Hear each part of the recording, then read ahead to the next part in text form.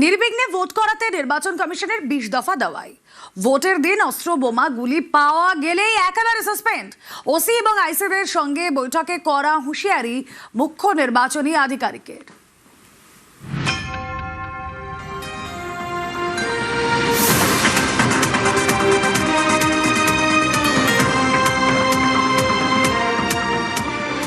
April অর্থাৎ বৃহস্পতিবার প্রথম দফার ভোট, দ্বিতীয় দফা 29 এপ্রিল।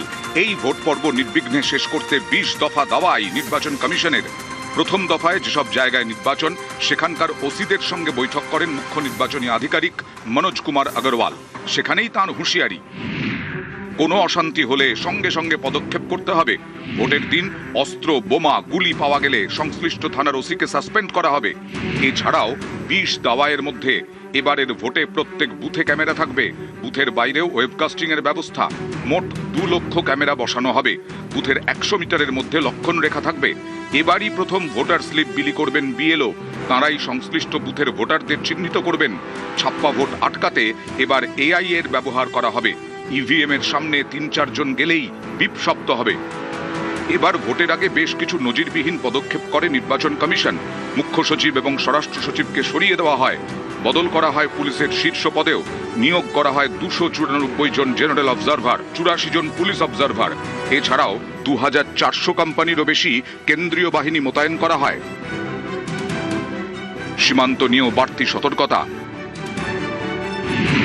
নাকা চেকিং এর সময় বিশেষ ক্যামেরার ব্যবহার, যার মাধ্যমে 360 ডিগ্রি দেখা যায়।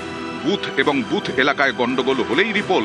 200 মাইক্রো অবজারভারের সঙ্গে থাকবে বডি ক্যামেরা। কেন্দ্রীয় বাহিনীর সঙ্গেও থাকবে বিশেষ বডি ক্যামেরা।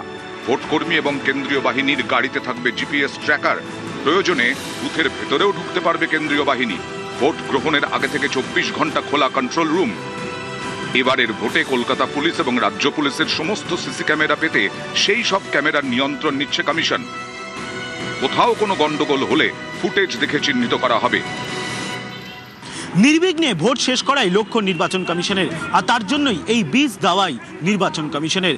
একদিকে যখন ভোটার স্লিপ বিলি করা বাধ্যতামূলক করা হয়েছে বুথ লেভেল অফিসারদের জন্য, অন্যদিকে রাজ্যে এবার 100% বুথেই ওয়েবকাস্টিং হবে। শুধু বুথের ভেতরে নয়, বুথের বাইরেও হবে ওয়েবকাস্টিং। ক্যামেরায় সুমন বোসের সঙ্গে সোমরাজ বন্দ্যোপাধ্যায়, নিউজ 18 বাংলা, কলকাতা।